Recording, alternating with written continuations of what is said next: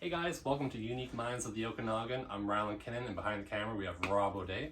And today with me I have Ariane Kamps. How are you doing today? Good, I'm doing great. So Ariane, tell us about what it's like being an artist essentially. So you are a surreal artist essentially? Yeah, I paint realism and surrealism. So basically what surrealism is just like realism with some weird twist. So a lot of my work will have like halos in it that look like neon lights, or just some weird element, something that makes it a little bit off. But it's fun. Like, a lot of my artwork actually doesn't stay in the Okanagan. A lot of my artwork goes to galleries in the States, and I've had work sent to galleries from LA to New York, and everywhere in between. Yeah. So a lot of my work goes there, either to galleries or to collectors.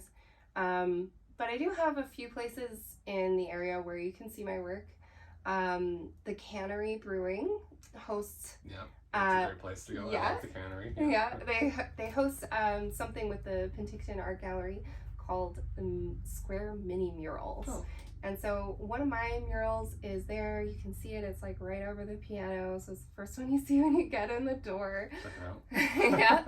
And I also have some artwork displayed at the Tin Whistle Brewery, which is in the Cannery. So a little confusing, but but it's in the Cannery, and they're great. They've got some of my artwork up there. So that's why there's not tons here today, but the majority of it is actually there right now. We'll definitely dig into some of your pieces, and we'll go through some of the process. I think one of the things when it comes to surrealism and hyperrealism is I think a lot of people get intimidated by the amount of detail when it comes to just like shading and like tones and just different lighting effects. Obviously, when it comes to your work, do you primarily use pictures as references and that kind of thing? Do. And actually, my job as a painter is to deduct as many details as possible. I'm not a hyper-realist, but I do realism. So a hyper-realist will do something like humongous, and they'll paint every little hair, and they'll paint every little, pimple and blemish on the skin. And that's incredible. But I don't actually do that. I do something closer to what like an illustrator would do, where you're giving the gist of what's going on there. Often you'll see like abstraction. So what abstraction means is like not perfectly real, or like blobs of paint or whatever in my backgrounds.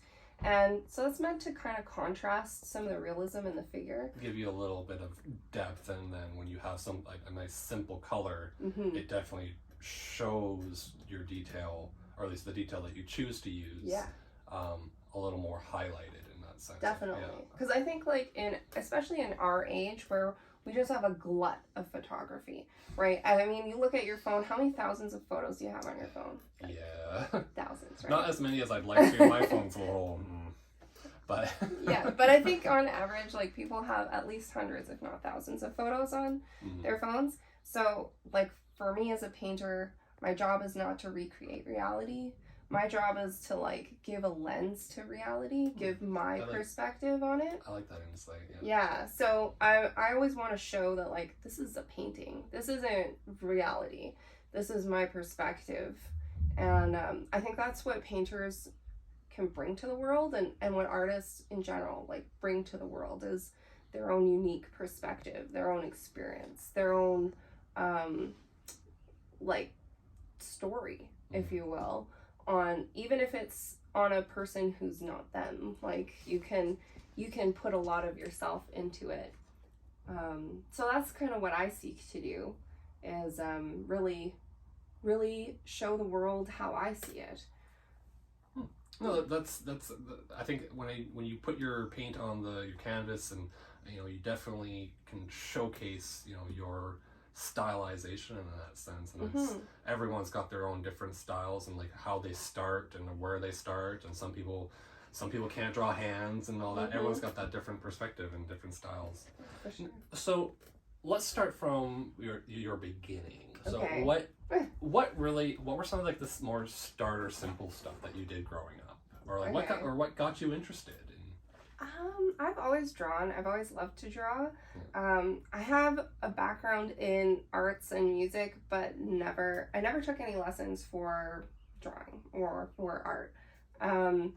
But as a kid, I did every form of dance there is, and did dance competitions and all that sort of thing. I also took classical harp as a kid. Oh, really? So I think I got to a certain point and I was like, I don't want to be in an orchestra, so I'm just gonna not do this anymore. But for me, drawing was always like a personal expression and something I always loved to do. So I can't remember a time I didn't draw.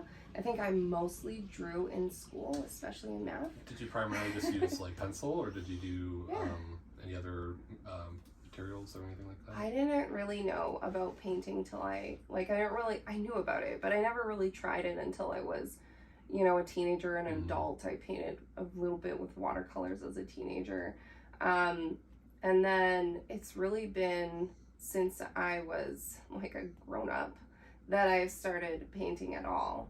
I have 5 kids, and it was when I had my 5th kid that I started painting with acrylics, and so I started painting baby shoes. So I would do different designs and whatever, and we were talking about this.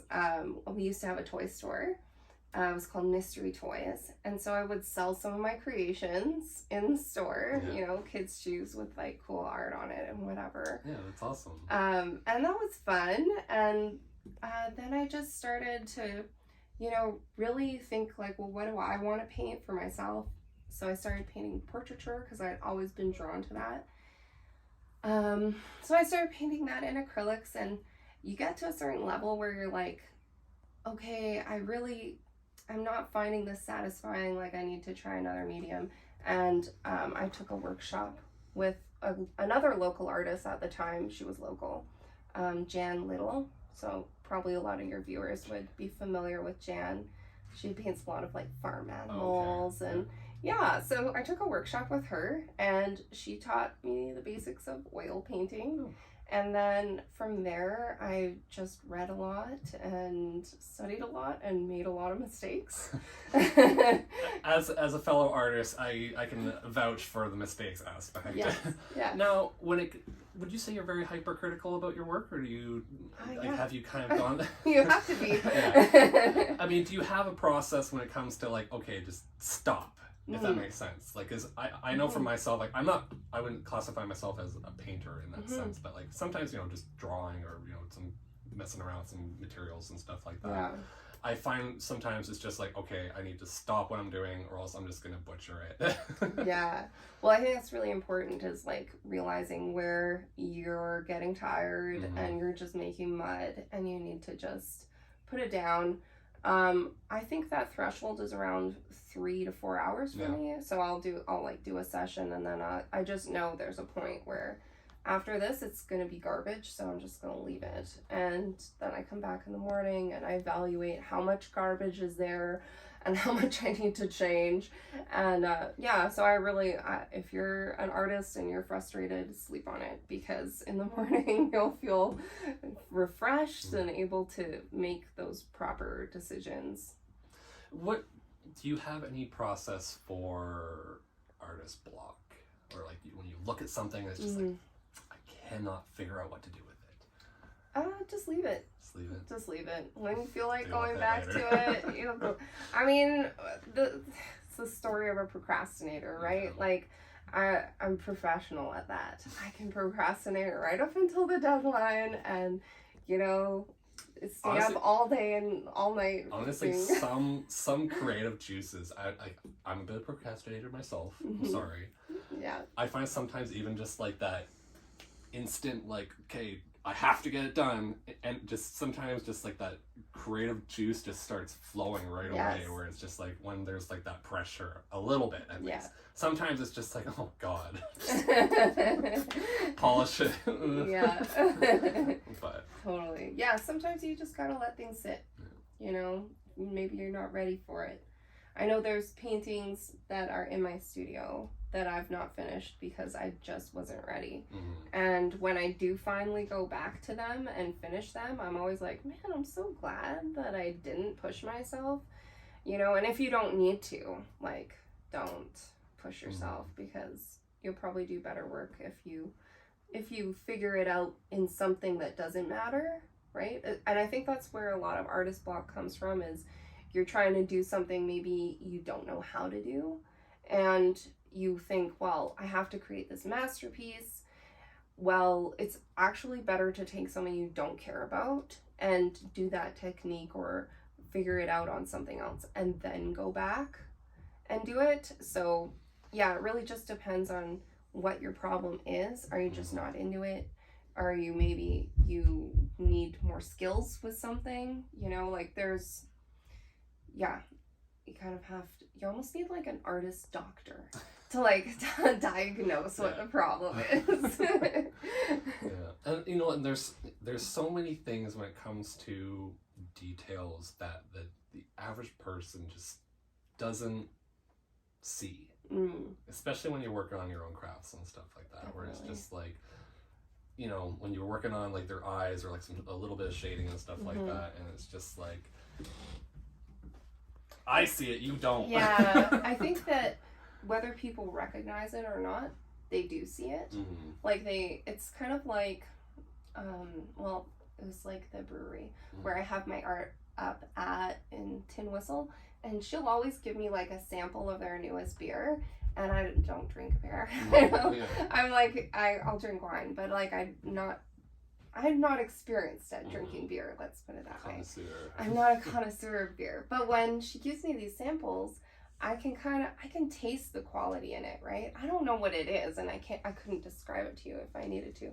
But I can tell that there's something more there. And I think that when it comes to art, the more you put into it, the more heart you put into it, the more skill you put into it, people can tell. They probably couldn't tell you what it is, though. Oh, that's very interesting. Yeah. So, what's next in regards to something that you might be working on? Well, I just got finished a big project for me. I checked off a bucket list gallery. I've always wanted to be in this gallery in San Francisco called Modern Eden.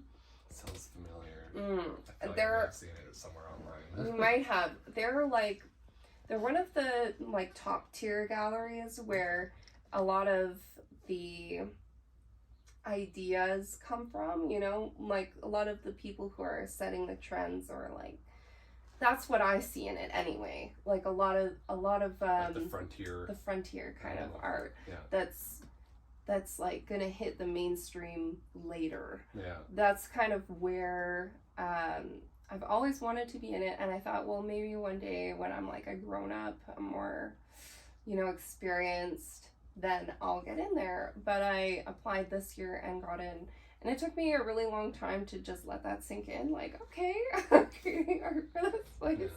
Yeah. So I just finished a piece there, and kind of just taking a break and taking a breather. What was the piece of?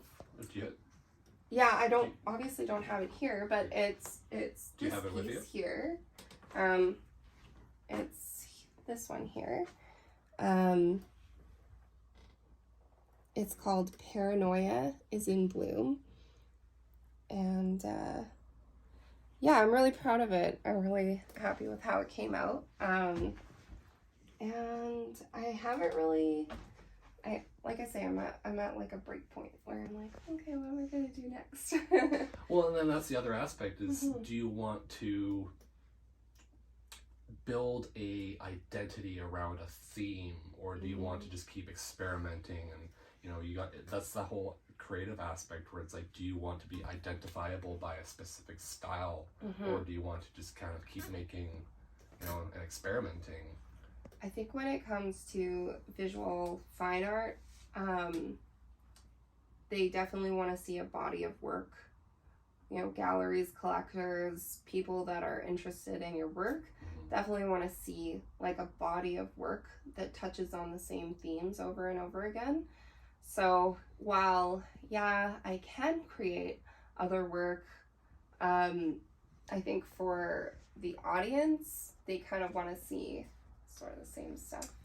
As an artist, Uh-huh. and I can vouch for some aspects, do you feel or do you find that there's any, no, I don't want to say cheapskates of like art, but is there any types of forms of art that you find are becoming very overproduced or over like cliche in a sense, where it's just kind of like, is this even art anymore?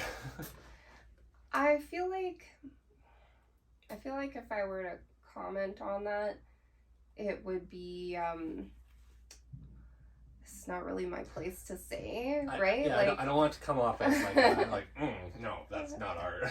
Yeah, like I think that as soon as you start saying that's not art, then nothing can, like you're kind of, it's just a really like a judgy point of view. I think for a lot of people, it does come into that eye of the beholder, like it is, right? Anything could be technically art, right? So. Yeah, I mean, obviously as a realist, like I like to see other figurative art. I'm not a great appreciator of some other forms of art. I know you got something wrong with macaroni turkeys? Come on. The hand turkeys. Yeah, Have you seen the hand turkeys? Oh my god. Yeah, or poor art. And I could go on. Everyone starts I somewhere. won't, right? Whatever. If people are into that and it's like they feel like that's their expression, who am I to say that it's not art? It's something to them. I'm maybe not gonna buy their art, right? I think there's a lot, like, I think when it comes to social media and like, it's when there's a lot of tutorials of like, oh, you can make this exact piece of art just by following this step. Right. And I think there's a lot more of those available these days. Definitely. And I find I don't want to say it's overpopulating or watering down the art industry, but I feel like it is definitely something that, like there's people that are setting up whole tables of these very repetitive art pieces and styles that are out there now. Well, I think like anything, people will become sick of it eventually. Like think about Elvis velvet paintings. Do you see very much of that anymore? Right? I think that the public eventually gets tired of things and they leave them behind, and that's just what do they call that? That's like capitalism, man, or whatever, right? People like find cheaper ways to do it and make it. Yeah. I know one right now like that's really popular is a lot of like the resin pouring and stuff like that. Yes. And it's a little don't get me wrong, I think some of them are beautiful. I have a friend that makes some like really cool island ones that like you zoom in with a camera and like it literally looks like it's like an island scape. It's really cool. But but then there's just so many like making those like charcuterie. I pronounce it. Those like the little table or you put like the meats and stuff and cheese on and stuff like that. And, I gotta say that when it comes to poor art, even though I feel like there's so much of it out there that it's like ad nauseum, basically. There is some skill to it because you are like having to have some knowledge of the materials. So I see it as more a technical kind of application to paint than, I don't want to say it's not artistic, but there is some skill application there. I just think it's boring after a while. It's almost like a not so much an art, but more of a craft, if that makes sense. Yeah. I mean, obviously they're similar, but it's, Oh yeah, and I mean, if somebody wanted to get into portraiture, I wouldn't say, well, you can't because you need to have all of these skills. There's always a way to get into those sorts of things, but there is definitely a learning curve. Like it's not like a simple pick it up and you can do it in one session kind of thing. It does take a lot to build up any skill, and I would say that definitely conveying skin, conveying you know, an expression, convey anything like that is going to be a lot more difficult for a person to achieve. But I mean, if you're determined, you definitely can. I think that, you know, the more tutorials they have on YouTube, the better, because that's how I learned. I learned from, you know, what's on the internet, and I think that it's only a good thing, because then people who are into art and can't afford schooling can go and learn what you could learn in school. So I went to film school myself, and, you know, sitting down in a classroom scenario, and like obviously like we get the handouts and the paperwork, and you know, we get some samples and examples, and they try to show us and stuff like that, but just sometimes certain things just wouldn't sink in my head, and I couldn't remember. But then when it comes to YouTube and stuff like that, I can rewatch, and it's just like I can almost do like a cross comparison at my own time, and it's just like, oh, duh, I can actually clue in and understand. I know, like, I know for me, I thought about going to art school, but I knew that I just don't have the mind to sit down in a classroom and I need to do it practically. I think I don't know about you, but there's definitely a lot of ego energy when it comes to class, like that kind of classroom teaching and stuff like that. And I know that for me, especially if I'd done it when I was young and I'd just come out of high school, it would have crushed me. Like every description I've heard of art school, I think I was just way too fragile to like get through that. Well, even like, just I can imagine with some of the things that like Emily Carr in Vancouver and stuff like that. Oh yeah. Just like I wouldn't have qualified, you know. And I think the great thing about there being more information out there for people to access is you don't have to go into debt.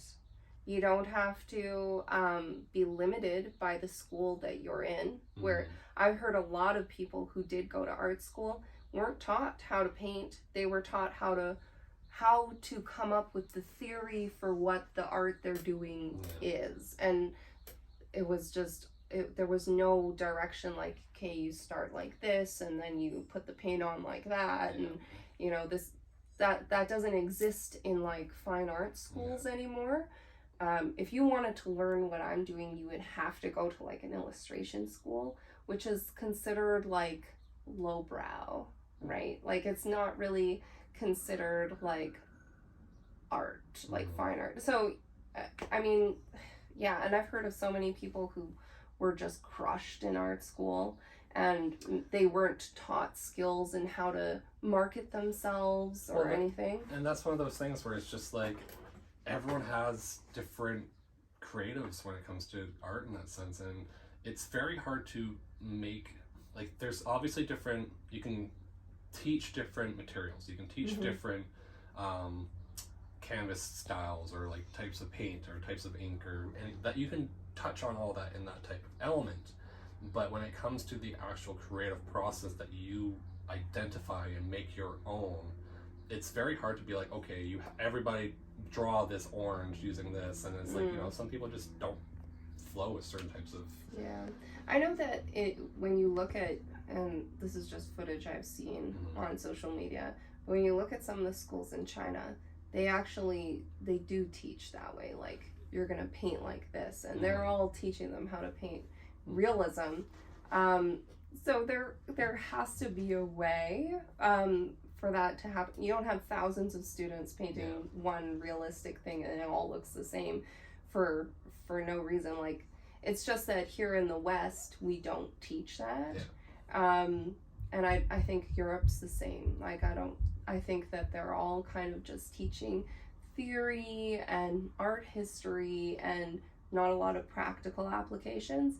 And at least that's what I've heard from everyone who's been in art school, is that they went there and they came out with a piece of paper, but they weren't really very fulfilled by it. And they basically had to start where I started, where it's just, you gotta market yourself. You gotta find a market, you're on your own, you know? And I think one of the advantages, though, to art school is that you do come out of it with like a circle of friends and maybe some professors and things like that, where if you don't mind humiliating yourself, you can make those connections without going to art school. And I think that's one great thing about it. And I think there's also a lot of schools that are online now where you can just really remotely learn. Yeah. So I mean, obviously you just send, you set materials in and that stuff, so. yeah. Do you have any general influences, or did you have any other artists that you kind of looked up to as you were developing your style? Yeah, well, the only reason I started painting in with oils was because of Frank Frazetta. Big fan of his work. He was an oil painter in the 60s, 70s, right? You have seen his work. He did Conan the Barbarian, he did Vampirella, he did Gotcha. all these magazine and book covers, and I've always really looked up to his ability to compose something and convey a story and an image. I love his work, but probably a lot of comic books. Yeah. I really love graphic novels, so yeah, Frank Frazetta, Frank Miller, Norman Rockwell, Klimt, a lot of artists. I know someone was telling me recently, I forget the name of the guy. I think it was Muka. Yeah, they were saying something about Muka's work too. Yeah, where they're like, I can see a lot of your work and a lot of his influence in that. Oh, that's awesome. Yeah.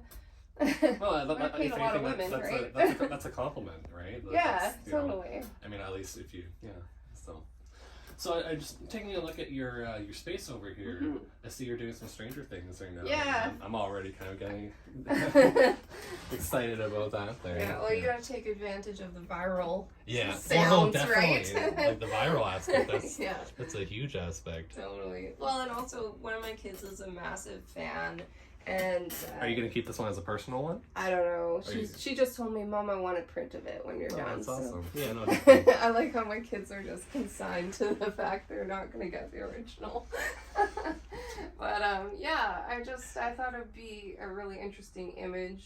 I put a lot of reds and darkness into my own work, so it just kind of was a good fit. Yeah, I'm just looking at your setup here. Yeah. So were you working on this one like right before we came? Or last couple of days. It is still fresh. really wet. Yeah. Even this one, I painted this quite a while ago, and it's still really wet. But yeah, this piece that you're looking at right now is called Prickly, and it's on Artsy as part of, they're like a collective. They're called Poets Artists, and so this piece is meant to be a reaction to a certain kind of selfie that ladies sometimes receive in their DMs. And I think some of these people that send these photos don't understand that it's like nobody asked for that. So no, I like the message behind that one. Yeah, it's supposed. I think a lot of my work is a reflection of our lives on the internet and how it kind of touches on that, because I think that there's a lot of our life that happens there, and it's hard to portray something that's happening in the mind, but that's always kind of been something that interests me. Jon Snow from Game of Thrones. Yes. I made postcards of it as if you were a traveler there. Oh, Westeros? Yeah. Oh, visit Westeros. Yeah. I'm just taking a look at some ones you got here. Yeah. You got some, the dragons. Yeah. No, that's beautiful. I love it. Oh, thank you. Yeah, good fun. And these ones are super fun because under blacklight they actually glow. Oh, really? Yeah. So a lot of my work uses neon and they glow under black lights, which is pretty fun. That one's a watercolor.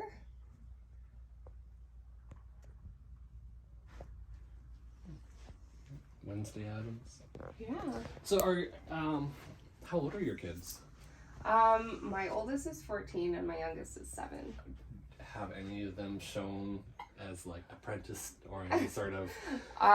Pretty much all of them have sold art in Oh, really? the Penticton Art Gallery. So Yeah, I think they're all pretty confident. So like they all, especially one of them I'm thinking of, she's already told me like, oh, I'm gonna sell artwork, and you know, totally confident. There's no barrier there where they think that that's an impossibility for them because, well, mom's doing it, right? So yeah, well, that's no pretty doubt, cool. right? I mean, yeah. Why not keep it in the family in that sense and just kind of keep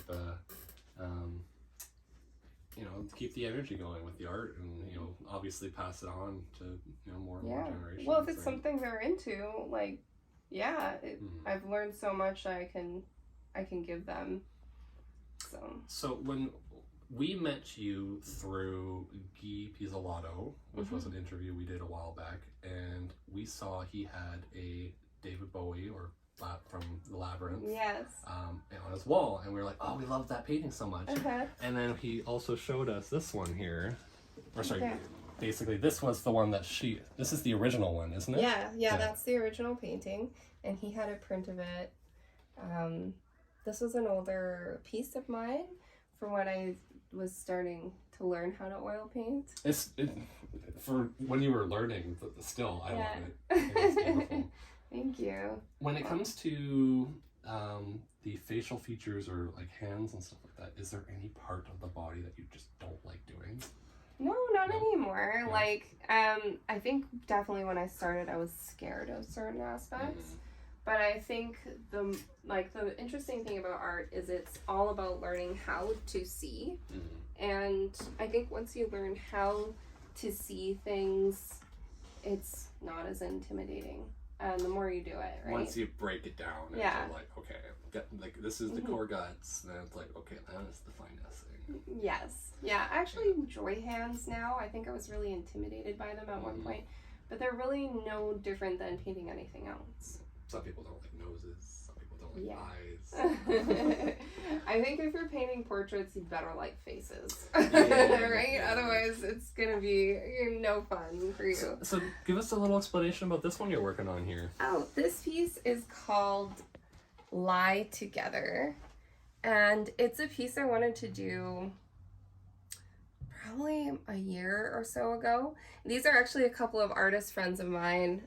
This is Stephanie Perry and Mike Perry, and they were gracious enough to model this piece for me as I was having just a heck of a time finding models during COVID. But yeah, so this piece is actually about polarization and how even people who are, you know, in a relationship with one another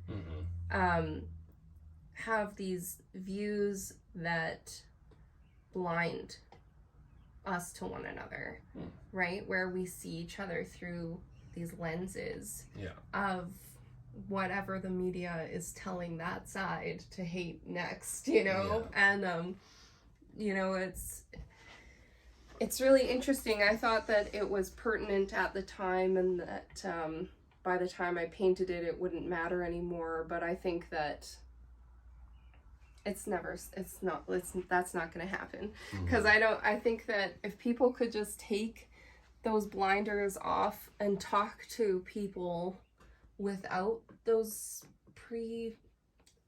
those thoughts of like, oh, well, that side's evil because they believe that, and if we could just talk to one another like human beings, where we all have nuances and we all... But it's so easy and fun to be a keyboard warrior. Yeah, but it's not real. It's not real, and it's like, it's not, you're not...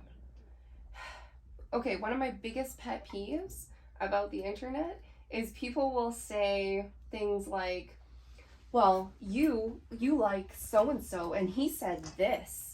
And so, do you condone that, or are you going to like? I think that's with almost everyone, though. It's like, how can you agree 100% with any other human being on the planet? I guarantee there's lots of things that you and I can probably agree upon, and then there's lots of things where it's like, but it's whatever. But it's not directly harming you, or it's not going to cause. And it's an opinion that is not more important than a person. But I think so much of our life now is lived in forums, and not enough with other human beings. And that's one interesting aspect about creating art that's about this digital life. Mm-hmm. And I mean, this is like a tactile thing that I'm creating about something that is almost metaphysical, like it doesn't exist in the real world. It's totally happening between your ears and in your face. It's not a real existence, but it affects us in the real world. I think also a lot of people are becoming more aware of that too when it comes to like with everything with COVID. I think definitely just woke everybody up in that sense, where it's just like, okay, yeah, I'm just going to turn the computer off, or I'm just going to turn my phone off and go outside for a little while. Yeah, because it's insanity. Like, it's almost designed to make people crazy. Yeah. One of the funniest things I always do, like, some people call it like doom scrolling, where it's just like never ends, going up and down. But it's one of those things where it's just like, I sometimes where it's just like, okay, I've been staring at it a long time, I'll turn it off, and then I just like fake scroll, where it's just like like phantom scrolling. Not phantom scrolling. Okay. But I basically tell myself, this is all I'm doing. But like I have the screen off, right? Yeah. And then it's just like I look like an idiot. Yeah. So it's just like, what's the difference between that when it's on? Obviously you're looking at stuff, but at the same time it's just I think really we're being wired for an addiction. You know, it says a lot when as soon as you get a vibration. Yeah. It says a lot when the social media giants won't allow their own children on devices. Yeah. They won't. Yeah, they put their kids in these expensive schools that have Zuckerberg. no screens allowed, and they will not let their kids on the devices that they themselves are manufacturing. And why is that? Like, you know, I had a couple of girls, we met at a convention, and they came into my studio, we're talking, and they were 20 somethings, and they were like, so your kids are homeschooled? And I'm like, yeah, they're homeschooled. I want them to kind of grow up the way I did, where, you know, technology was kind of minimal, and, you know, learn to play and whatever. And they're like, that's so great that you're doing that. Even if you can just do that through middle school, because middle school and social media, girls in middle school apparently are a deadly combination. And, you know, okay, it's a bit of a sacrifice, and, you know, definitely for most families a financial sacrifice. But I think when it comes to addiction and suicide and depression, like our humanity in general, but especially children, are just not equipped to deal with those things. So I've got 3 things I want to talk to you about. Okay. First off, since we're on the topic, what are your thoughts on the current, I think it hasn't been solidified yet, but the in Vernon that they have with the mental health murals. Have you seen those? I haven't. Have you heard about those yet? No. They're scary. Or at least they're meant to kind of be like a shock factor. I think I did see something about them. They have like masks on, and they stopped, but I don't know if it's actually stopped, or I think it's going through City Hall right now. Okay. Interesting. But okay, so if you're not really too caught up with that, I think I saw something about it, but okay, so if you without seeing it, what would your thought be on essentially a mural that's basically almost scary to children, or like vulnerable minds in that sense? Well, I always strive to make beautiful imagery. The point in being that my pieces are very much about a conversation, much like what you're talking about. And I never want to create a piece that is grotesque. This is just my personal take on it. Is grotesque or is like violent or gross or has any friendly. Yeah, I want people to see, and you see this in the natural world. The world is very beautiful. You know, I paint a lot of women. They're very beautiful. You catch a lot more flies with honey is kind of my thinking here. For example, this piece is really about our connection to the internet and surveillance, right? Like you can see cameras and all these little, but they're not things that you pick up on right away. Oh, I didn't catch that. They're things that are subtle. If you look long enough, you'll see it. Maybe you get the vibe from it. And like a lot of my pieces are about that, are about temptation. This one is very specifically about addiction. Oh, yeah. And about being entangled. Because it's much like what we were talking about with the scroll, right?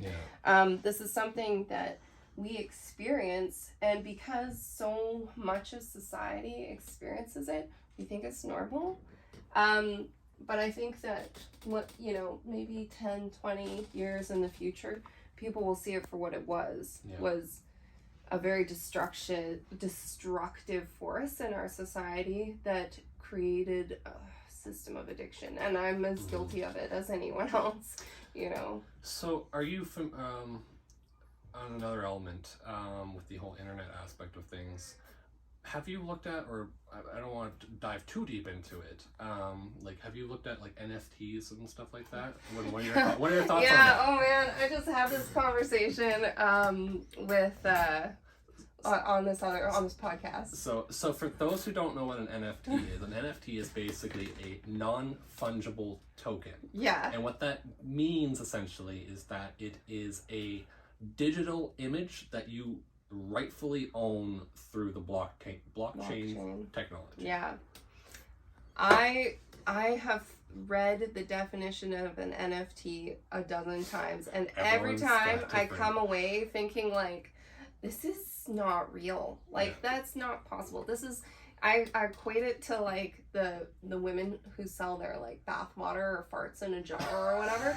It's like that kind of a thing where is this for real? Yeah. Like, are you serious? We're at that point in humanity. Yeah, where it's just like, I can just hear the history books already writing themselves. Like, their destruction happened because they were into this kind of weird kind of economy. But I think that's one of those things where it's just like, we're almost, I don't want to say we're almost getting like bored. We are bored. There's bored nothing with what's going on that's in the challenging. World, when was the last time you starved? Never in your life have you experienced starvation. I bet. Not to the level of like crawling, But like real challenges that our ancestors like had problems with famine and disease, and we just don't experience it in the same way just they like did. Pioneer development in that sense, where it's like a family will go to a new designated area and they get the permits to start building a town. Well, my husband and I were talking about this because Okanagan, the housing industry here, the housing prices, the rental prices, they're through the roof. They're horrible. Like, you couldn't find a place here to rent if you wanted to. There's applications like hundreds of people long. But when you look at like our ancestors from not that long ago, like maybe a couple generations ago, when they had to relocate, it was in their like with their oxen and their children and their pregnant wives, and like hopefully everybody makes it there, but that's why I'm having 12 kids, because maybe one will survive. Someone got bit by a rattlesnake. Yeah, or you got dysentery, or you drank the wrong water.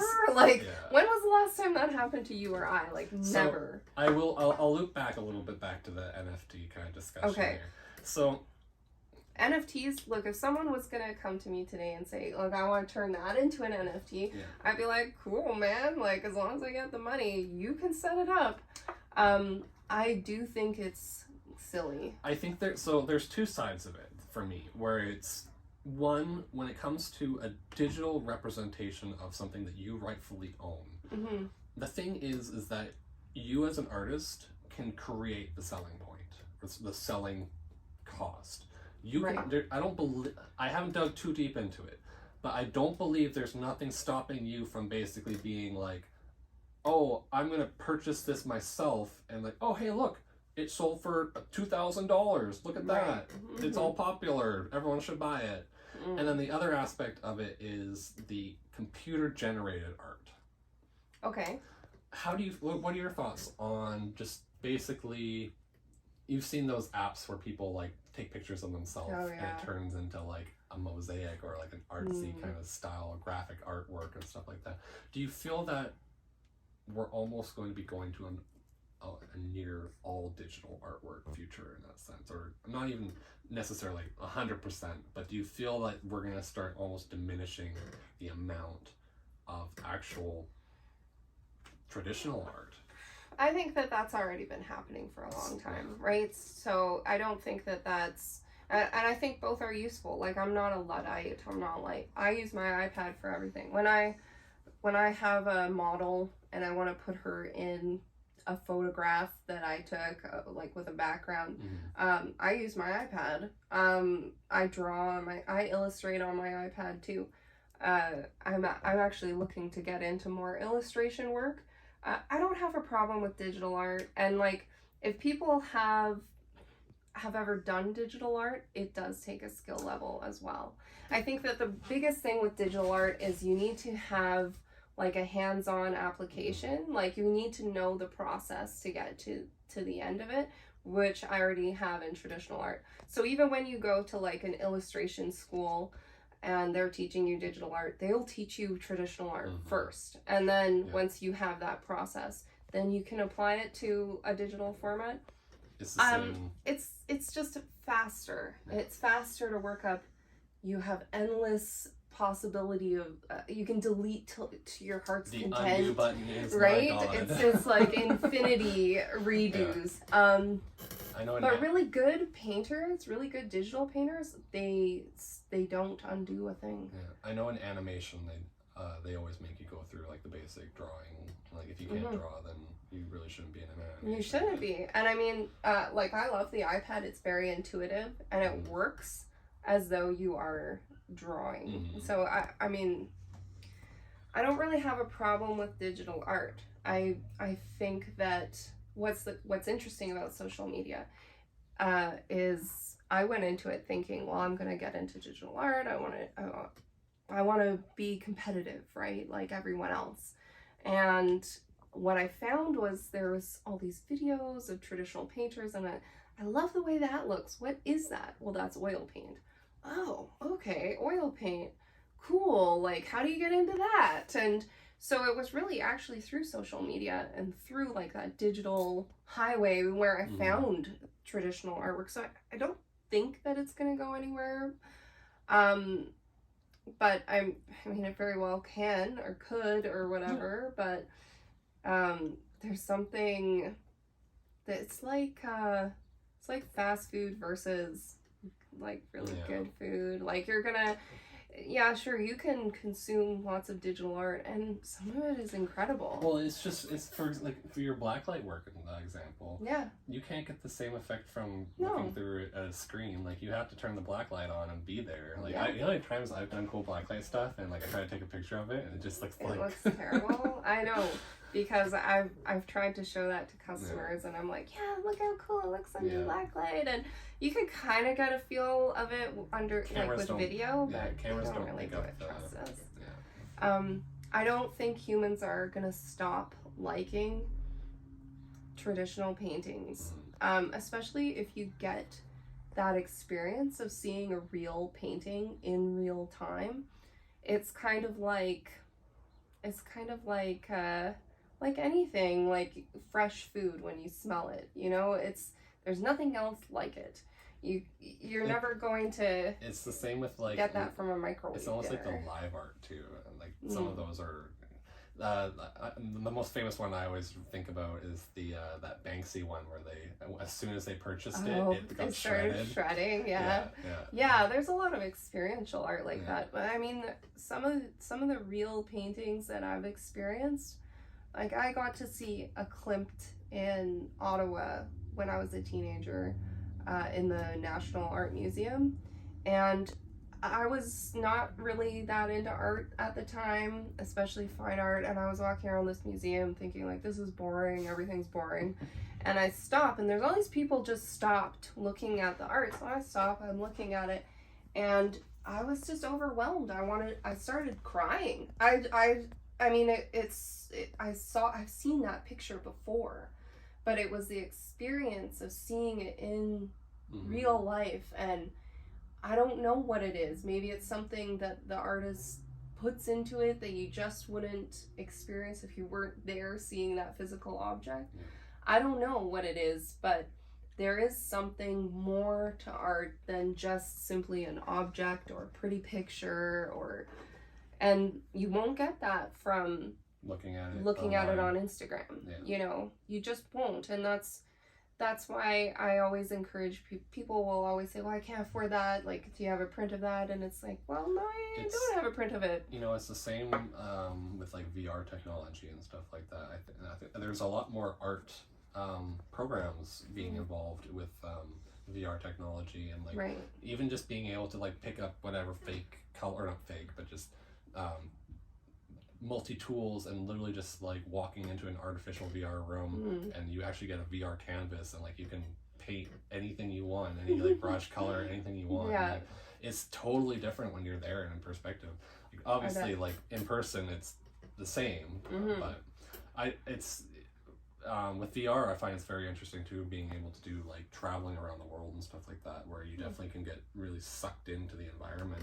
Obviously, it's just like a unique camera that just does a 360, but it's totally, that's the thing. Like, you look at a picture, it looks cool, but like when you're actually there, it's night and day difference. Oh yeah, because you'll never pick up the way the light hits it in that moment. Yeah. You'll never pick up like the sound, the environment. You can get right up close, you can smell that painting, right? Like, we're physical beings and we're meant to experience the world in reality, and I think that it would be a shame if humans lost that connection.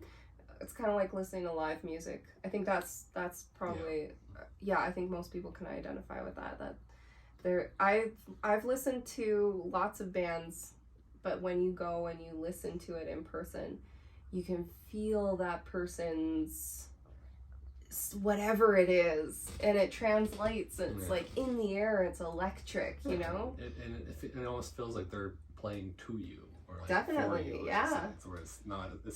It's different when it's like being played and you're sort of recording, you're just hearing it, right? But then it's just like they're actually playing to you. It's definitely different. I know I saw Heart a few years back in person, and it was like, man, there's no recording that could capture that, you know.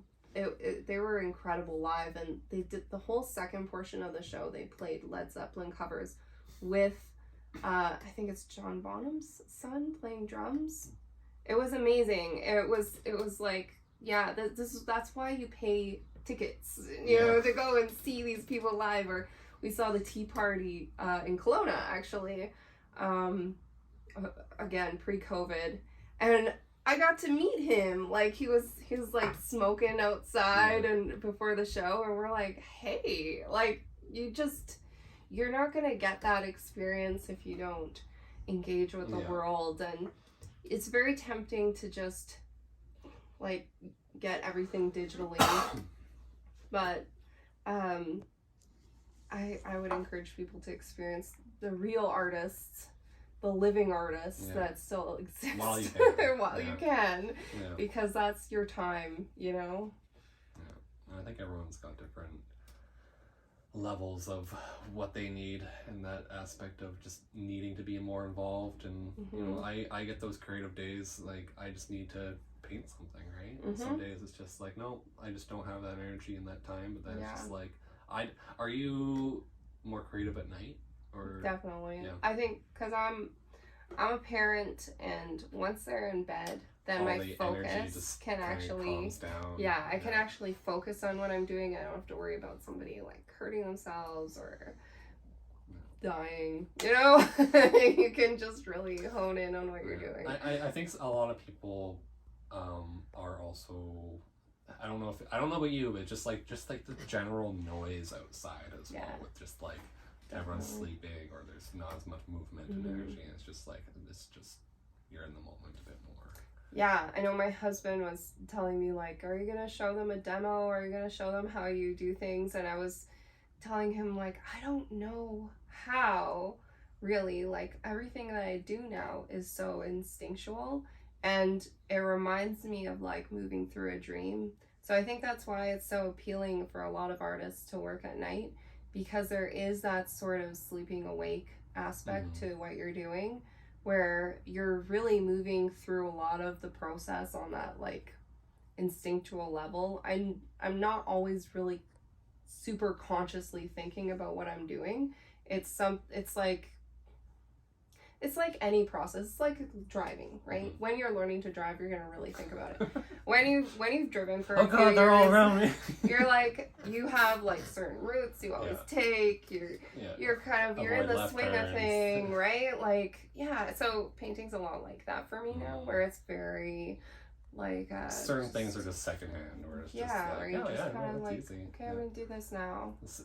It's a lot. I think a lot of like just is very transferable to a lot of different skills and assets. Definitely. And I think that's just one of those things where it's like, until you actually take that plunge and actually start doing it, you're always going to be scared, right? Yeah, exactly. So. I know a lot of people, they'll see my work and they'll say, "Oh, you're so talented," and it's like, maybe that's like a small percentage, but really it's a learned skill that I've learned over time, and you know, the more you apply it, the better you become at it. It's kind of like handwriting, right? It's eye-hand coordination. Have you ever seen those? There's a couple people I've seen that do it, and they are live paintings of events. Okay. So like it's whether it's like a wedding, right, or basically like they'll arrive early or something like that, and they'll start painting the venue and all that stuff, and then as soon as the bride and groom show up, they start to like paint them into the painting and stuff like that. Once they can see like all their hair, and they'll probably have like a reference picture just for whatever, but just seeing like their dress and what they're wearing and whatnot. For sure. Yeah, well, there's a lot of people that paint that way. A lot of outdoor painters still paint that way. That's how the Impressionists like Monet or Degas or any of those guys, they would paint that way. Was very much, I think it was like almost like a badge of honor for how many bugs you had in your painting, right? Like that kind of painting's still very much alive, for sure. Have you ever been like just really inspired in a moment where it's just like, oh my god, I want to paint that right away? Yeah, or even just like think something so. Funny. Definitely. Definitely. I think that currently though, I've found that I really need to like plan things in advance, because there is quite a process where, like in this case, for example, I needed to get models. I needed to, so I drawn it, I don't know, like a year or more ago, and then I asked like several different couples, you know, could you do this for me? Could you do this for me? So there is that aspect where you're really having to like track people down, you know, take photos, find the right lighting. I'm sure with your interview experience, you know what that's like. So it's very much like that, where you really have to like go through a process beforehand, and that's why I have so many pieces where I've got the drawing down but I haven't put any paint on it. And then there's another aspect too that just some people don't even think about. It's just like, you know, what happens if there's a height difference or something like that, or if there's like small things that just might slightly alter your art to the point where it's like, oh, it's not going to look very good, so maybe I need to like change their arm a little differently. Well, when I drew this, I didn't know if it was going to work, and it actually was very physically awkward for the models. Really? Yeah, it was. So, and that was really funny, because we're all like, okay, like try it like this, and so did you take I'm assuming you took a picture and then kind of like posed it, or did you?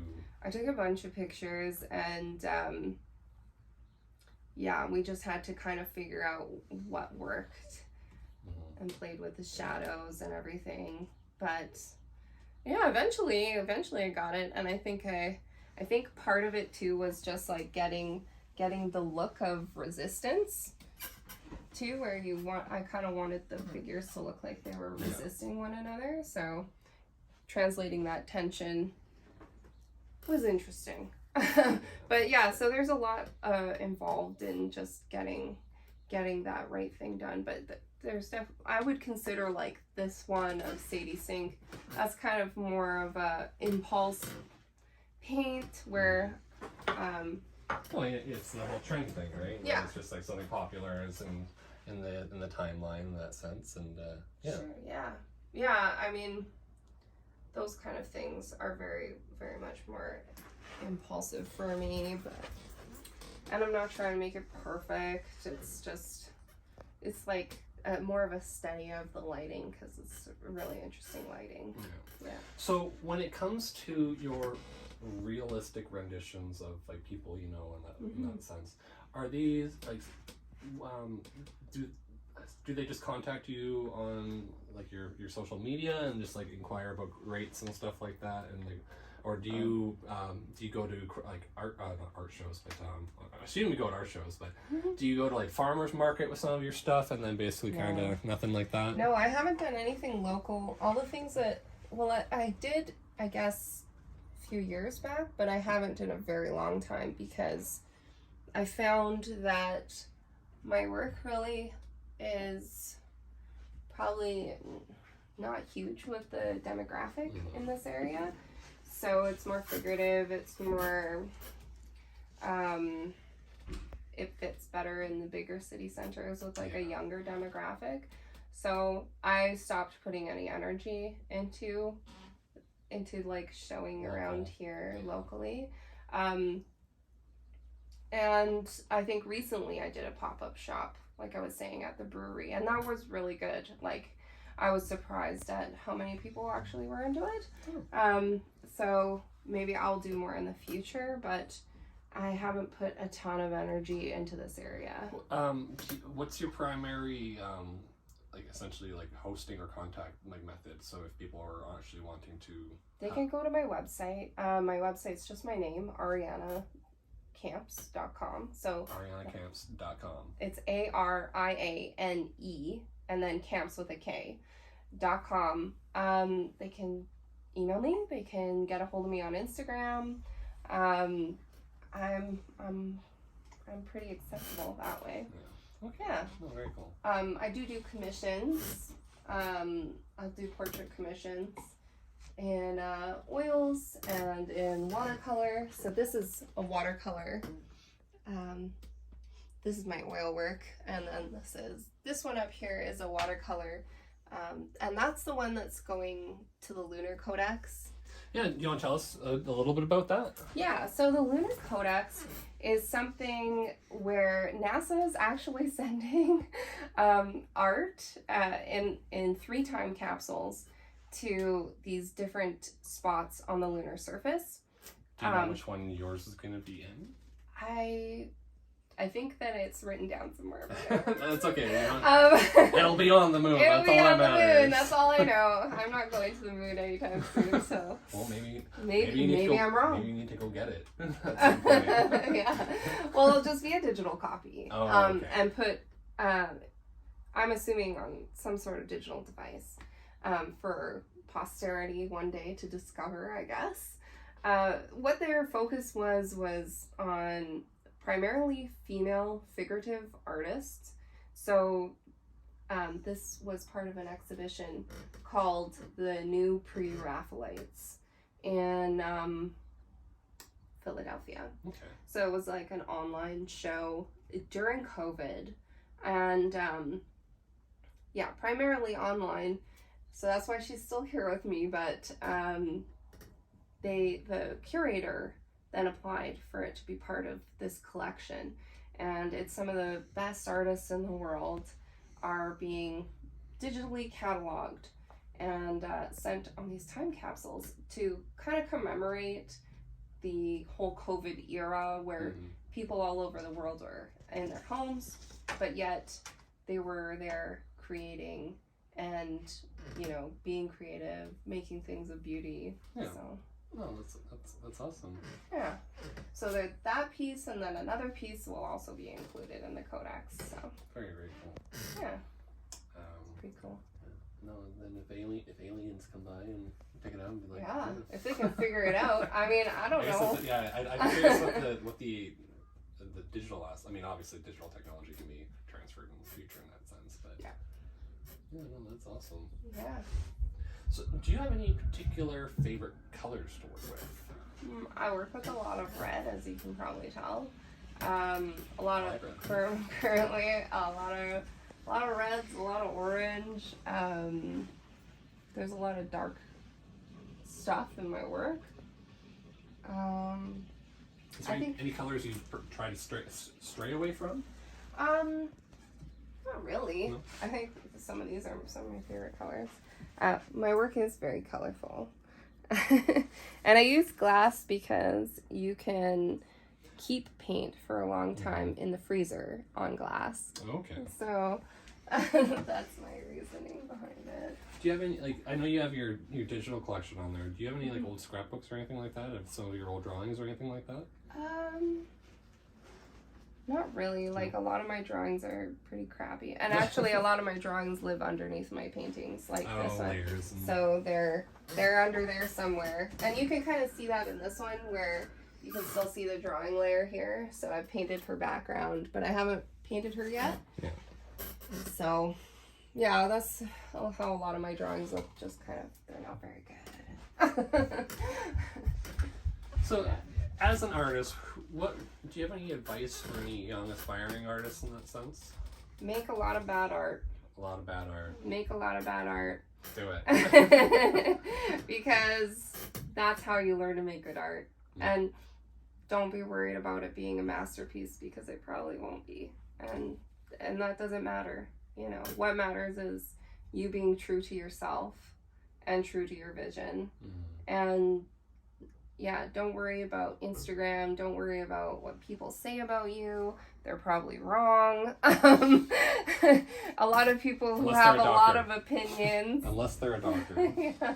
You But should listen to them. listen to the doctors maybe. But yeah, but when it comes to people's opinions about your art, don't listen to them, because really, like, art should be about making you happy. It shouldn't be about being some crowd pleaser. You know, that's not what artists have ever been in society. We haven't been crowd pleasers. We're here to push the boundaries of vision and, you know, make people see themselves. You know, I think one of my favorite quotes about art is like a mirror to the soul, and it shows you yourself. And from my experience of showing art, that has been true. I have this one piece where you can show it. It's like a Rorschach test to people. Like, you can show it to like a dozen different people, and they'll all have a different take on it. And it was this woman, and she's like running into the woods. Is she running into the woods? Is she running away from something? Is she like, there's so many different takes on it, where it's like the old woman in the mirror or whatever, where it's like it's an old woman's face and then a young girl's face. Right. Yeah, it's interesting because people see things that they want to see. Well, that's one of those interesting things. We talked with Fiona McNeil, and Fiona. She's in Kelowna. She's a abstract artist. Okay. And it was very cool just going into her studio, and we were talking with her, and you know, both me and Rob were seeing different things and different pictures, and we were talking, and even just hearing her say, "Oh, I never even heard that or thought of that." Yeah, you know, exactly. those are all. And it's the same with like a lot of these. We talked with a couple different jewelers as to their craft in that sense, and like even the same thing. Me and Rob, we were making comments about this looks like so and so, and it's just like. Yeah, it's interesting. It's interesting for them. I found too that when you do portraiture, people can have like such a negative reaction to it. I think in some ways people think that you're egotistical because you're doing realism, and they don't really realize like how hard and how humbling like learning a skill like that can be. And so I think some people think you can like take it better if they have a really negative opinion about your work.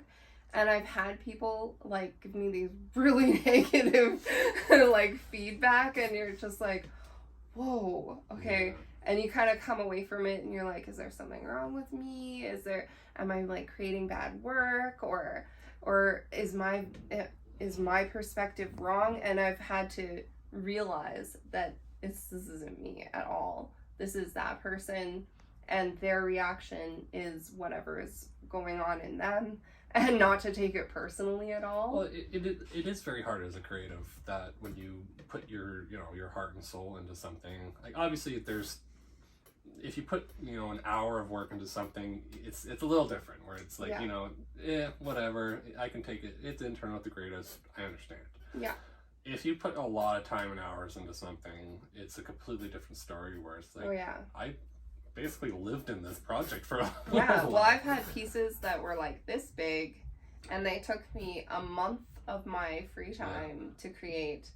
And when people have like negative things to say about them, it's like, dude, I wish you just kept it to yourself. Like, and it wouldn't have hurt anybody. Yeah. Like, and if you sometimes just it's one of kept it those inside. it's one of those things too where like I do a little bit of video editing, and you know, sometimes these people have only met me for like 10 minutes, 15 minutes at tops, right? Yeah. And I work on their project for like months, or like a month or two or something like that. And like I've gotten to really know this person in that sense, and they don't even know who I am.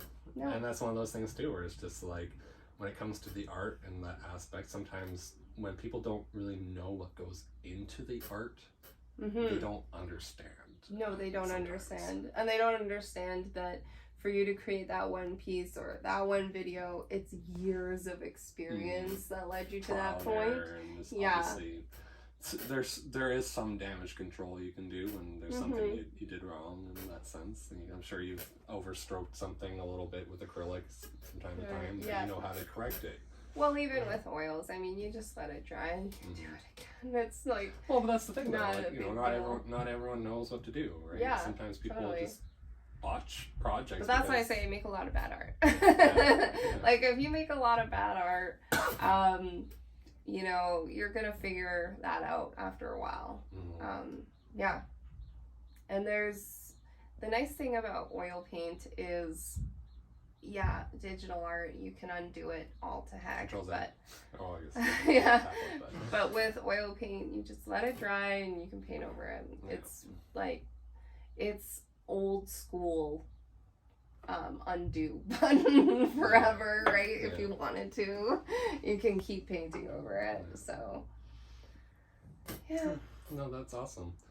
I'm just wondering as to possible, do you have any other kind of like things you want to do in the near future as to like any, like, obviously, you know, trending aspects and that kind of thing. Has there been any other kind of recent influences that you've been thinking about? I'm really thinking about doing more illustration.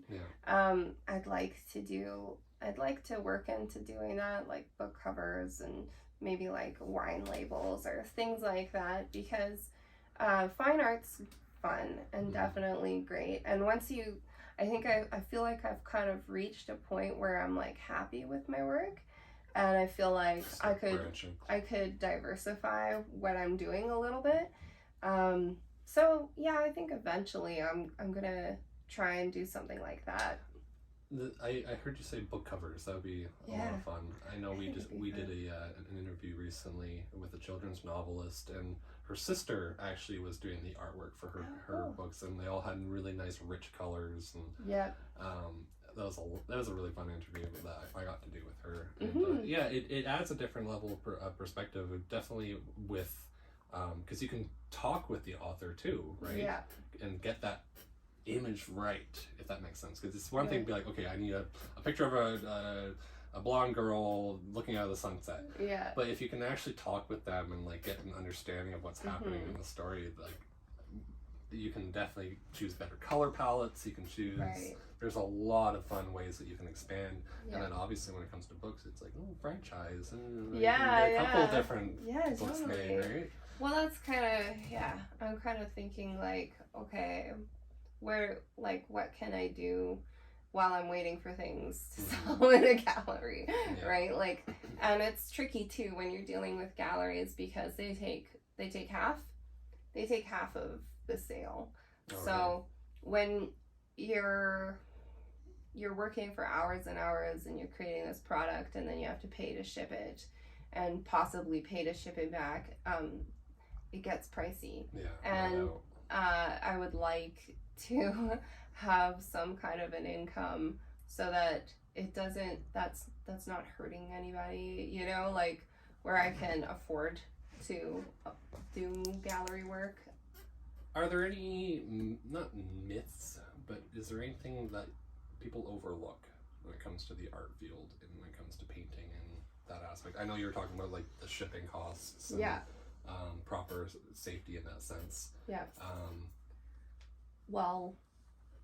So were you talking about the marketing aspect then? Yeah, maybe not necessarily just the marketing, but just like, you know, what was something maybe that kind of caught you off guard when you started, you know, obviously you got a nice setup now. Yeah. But, you know, what are some things that like, is there anything that kind of maybe jumped out at you in regards to just something you overlooked, essentially? Like maybe what to do with your old paints instead of just tossing them in the garbage and taking up like obviously there's recycling and certain different products and stuff, but like just, is there anything that maybe you overlooked? Well, I know if you're painting with oil paints, you're going to hear a lot about people saying it's toxic.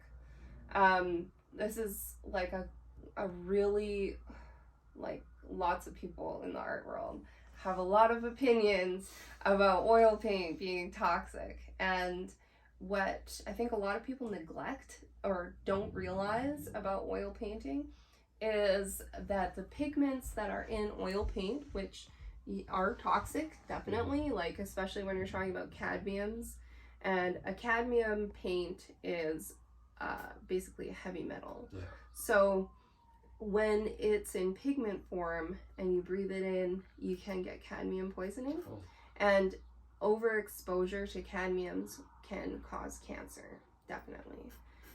Now, when it's in that oil medium, it can't harm you unless you get it on your skin and you put it in your mouth, or you put it in your eye or some orifice of your body, which hopefully you're not doing. Oil paint's not edible. I know it looks delicious, but don't eat it. So like when I'm painting with cadmiums, sometimes I'll wear gloves so I can just take it off and throw it out. And you want to throw it out in a safe way. And when you take it off, I do like tie up my gloves so that never gets out. But what people don't realize is that red cadmium paint in oils is exactly the same thing in watercolors and in acrylic. They're the exact same pigment. The thing that's toxic about oil paints is sometimes the terpenoids that you'll use to thin them. So when you're laying down your first layer of oil paint, most people will use a thinner to thin it, and then they'll build the layers on top of it. I use something called Gamsol by Gamblin. Now they're a paint house out of Oregon, Portland, Oregon, and their focus is on making things as environmentally safe as possible. Yeah. So, and as archival as possible. So they actually work with the Smithsonian to develop different paint products that they can use for restorations and things like that. So I use that. It's an odorless mineral spirit. It's a lot safer. But still, you know, I have a door on my studio, so my kids and my pets don't come in here. Yeah. There's certain safety things that you do need to keep in mind with any kind of painting. But definitely with oil painting, you know, because the oils do stay fresh for a long amount of time. But really, like, if you're rinsing your acrylic paints or your watercolors down the drain, that's far more toxic than oil paints. Because when I get rid of my oil paints, when I take like a dry palette like this, I'll scrape the oil paint off and I will seal it in a glass jar. And I keep it. I know that like a lot of people have, there's a certain way to recycle them, but it takes so long to fill a jar. Yeah. I just keep them, like I have one up there. It's just full of paint shavings. But this is a way to keep it from affecting the environment. But another thing about oil paint that's interesting is the oil that is in it, it's not a petroleum base. It's linseed oil. Linseed oil is basically food grade. So the oil itself, the oil itself, it's tricky, right? Is not dangerous. It's as safe as olive oil. And there are alternatives to using like a mineral spirit. You don't have to. I know a lot of people, and I do this too, will actually thin their paints with walnut oil. So and clean their brushes with walnut oil, which is something that I've started to incorporate in my practice as well. Which is a lot more, again, you're getting into like food grade oils. So it's a lot safer, especially if you like want to make it into your 80s and whatever. But again, you like just be mindful of it. Don't be eating and drinking around paints. Like I feel like that's so common sense, but it's not common sense. Like yeah, I mean, I know when I was like in my 20s, I was doing a little bit like spray paint art, and I was like, yeah, I should probably be wearing a mask or opening the windows a bit more. Yes, ventilation, just proper being clean. Don't get it all over yourself, you know. Whenever I paint, I actually wear like a gross old hoodie, and like sometimes I will like brush my brushes off on the hoodie, but then I'll turn it inside out and I'll leave it in the studio to dry. Like I don't wear the same clothes in here. Or if I do, I cover myself up, or I'll use ratty clothes. You just kind of gotta think about it like it's a substance you don't really want to leave here. You want to leave it here. You don't want to take it with you, right? I've seen enough CSI. Yeah, exactly, right? So you got to kind of think, be cognizant of what it is. But yeah, the heavy metals in all paints are all the same pigments, and they can all harm you the same way. So don't drink your watercolor paint. That's disgusting. Well, Ariana, is there anything you want us to say before we wrap up this interview? I don't know. You can find me on all the social medias. I'm like on YouTube, I'm on TikTok, I'm on Instagram, I'm on all the things. So if you want a nice surrealistic or realistic piece of art of yourself or family members or anything nice in that sense, feel free to reach out. That's Ariane Kamps.com. That's going to be the big one. That's the big one. That's like my little hub where you can find all the things. So thank you so much for spending time with us. Yeah, thanks. Both me and Rob were very excited to see some of your work and hear your story. So once again, guys, thanks so much for joining us on Unique Minds of the Okanagan. I'm Rylan Kinnan, and we have Rob O'Day on the camera there. And have yourself a lovely afternoon.